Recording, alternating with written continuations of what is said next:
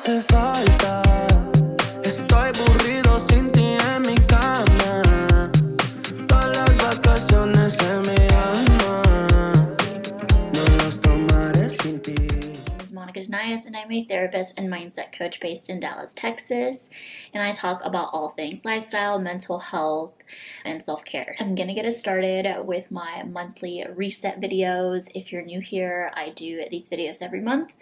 And the way I break it down is I share with you my goals from the previous month, I reflect, and then I share my new goals, and then I'll share some of my monthly favorites with you.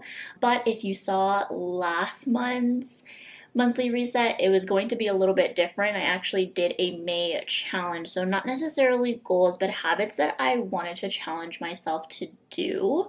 And I'm going to walk you through all of that. But if you first want to go watch that video just to kind of know where we're coming from and why I did that challenge, go make sure you watch the previous monthly reset first. But without further ado, let's go ahead and chat about May and how all that went. I told you in the previous video that I was going to use my 5-minute journal, which also has a habit tracker to track this challenge. I honestly didn't feel like I did as great as I thought I would. This is the May challenge. I wanted to challenge myself to do all of these different habits, but I think I was introducing too many all at once. So for starters, I wanted to eat fast food only once a week. And if I ate at a restaurant, that counts too. I wasn't mindful that me and my husband like to eat out at least twice a week for date night. So even then, I was already setting myself off to fail as far as like how I worded this. And we ended up going out 17 times this month. I like to grab something to eat, or I grab something to eat. That is a pretty significant amount. I'm not proud of that, but I also think that May, there was just a lot of challenges, and I was trying to get a lot of things that I've been avoiding done. But on top of that, I wasn't accounting that, when I'm stressed, I'll tend to not want to cook. So just something that I learned, in a pattern that I learned about myself. But yeah, 17 times. So we didn't do that fast food once a week. So we're not going to give ourselves that one. And then drinking once a week on social events or date nights, max 2 drinks. So for the total, and just so you know, I only tracked up to day 28 since I'm recording this on May 29. But for the total days that I ended up drinking this month were 6 days. I ended up drinking 6 days. I don't think I ended up having more than 2 drinks at all. So that's a win for me. But yeah, as far as sticking to the exact challenge, I did not. And then working out 4 times a week, exception is period week, because listening to my body and do what feels right, that I did do. So I feel like this was just a habit that I already established. And this challenge really just reinforced that I've been doing everything that makes this habit happen, like preparing my night before and just showing up into my workouts, feeling prepared for my workout. So 4 times a week was really good. But in total, because I ended up also doing workouts outside of the 4 times a week. So sometimes me and my husband wanted to try a new yoga class, or we wanted to try this other class. So I ended up going with him to some of those. So in total, I did 18 workouts for the month of May, which is great because that's more than half of the month as far as number of days. And this was only day 28. So, and today I actually did do a morning walk. So I'm going to count that as a workout today as well. And then the next thing was FaceTime a friend at least once this month. I ended up FaceTiming a friend 4 times. Not the same friend. I ended up FaceTiming with multiple people, and that was nice to catch up. May was a very busy month, so I didn't actually get to hang out with friends. So the next one was hanging out with a friend. I didn't actually get to hang out with any friends this month. June will be a lot better. But yeah, so for the month of May, I did not end up meeting up with any friends. It was really a lot of family time and a lot of hanging out with my husband, and honestly just getting a bunch of things done. So yeah, so FaceTiming a friend 4 times, which I honestly really liked it. I typically will schedule a Zoom call, especially with friends that are far away, but just I don't know, getting on the phone just felt really nice. So that was really nice. Then it was go to 3 workout classes this month outside of home workouts. So we actually only did 2. So I didn't do 3. So I'm not going to give myself that one either. But the workouts were fun. We tried this new yoga class and sound bath. We did this meditation class. So those were all fun. And then is treat yourself to coffee on Fridays and Saturdays. Yeah, I did treat myself to coffee on Fridays and Saturdays. However, the next one is Monday through Thursday, drink peppermint tea instead of coffee. I did not do that. I am honestly embarrassed to tell you guys how much coffee I had this month. Out of 28 days, I drank coffee 22 days. Yeah. And I think that just like what happened here was I didn't find an alternative that was attractive to me. So I've been rereading Atomic Habits because that has been a very helpful book in my journey in creating new better habits for myself. And I remember one of the things he says is like, in order to break a bad habit and make a new one, it has to be attractive to you. And peppermint tea wasn't attractive to me in the morning. I asked myself, what do I like about coffee? And it's not the energy, because it doesn't give me energy, but it's the taste. And so now I'm trying different alternatives that taste like coffee, so I could switch it and do way better at this habit. So again, it was just kind of something that I learned because there wasn't a alternative that was attractive to me. I didn't end up gravitating towards that peppermint tea. That's what happened. And that croissants only on Fridays or Saturdays, only once a week. So I actually didn't do this only once a week. I only went to go get croissants 6 times this month. So one of the weeks I went twice. Like, I think, no, 2 of the weeks I went twice. So I'm not going to give myself either. So yeah. So as far as like the challenge, I did not do very well, but I think that I just learned a lot about how I do habits, and re-listening to James Clear's book, I think that's going to help me for what's happening in June. And then I did want to share just like my May monthly reflection with you, something that I do every month because I find it that it's going to be so helpful for me to prepare and see like what happened in May. How can I be better about it in the month of June? But I'm only going to answer a few of the reflection questions. First one that I always ask myself is, how did I feel overall this month? And for me, I felt happy about how I got to spend my time. I was able to get a lot of things done and try new things. So I tried a lot of new things this month, like new restaurants. I went to a cocktail making class for Cinco de Mayo, which was so fun, with a bunch of girls that I think a few of them I've only met once. So that was out of my comfort zone. So a lot of like, I did a meditation class, a sound bath class, like those were all fun things to do. So I had a lot of fun this month. Oh, I also got my tattoo. It says resilience. So that was also something new and terrifying. So a lot of new things, but they were exciting things. And I think that just like all these things that I did just made me proud of how I spend my month and how my mood was overall. But at the same time, there was a lot of things that I had to get done that were causing some stress. So for instance, I had to have a gynecology appointment, which was, I've never seen a gynecologist before. And so I had a lot of questions. I was scared that they were just not going to take me seriously.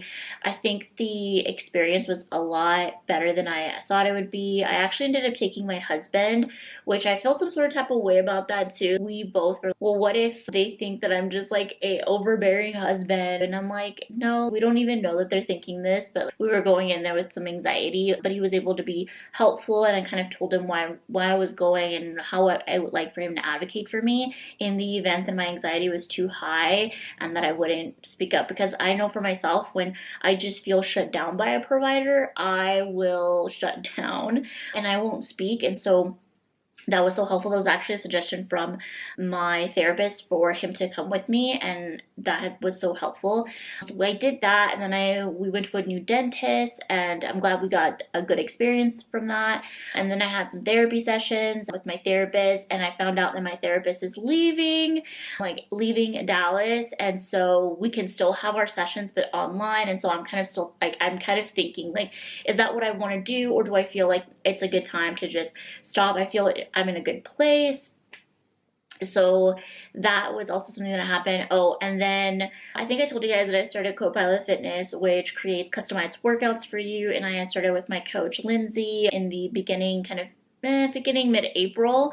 I was doing the trial. And we'll come to find out last week, my coach is leaving. And so I'm going to start with the new coach for the month of June. So just like a lot of different changes. Oh, also, I don't know if you guys heard of like the stupid Kia challenge going on TikTok, where there are kids that are breaking in to Kia vehicles from a certain year and stealing them. So I actually had to get a software update for that. So yeah, there's a lot of things that I did, and I still have to do some more things, but those were the most stressful ones for me.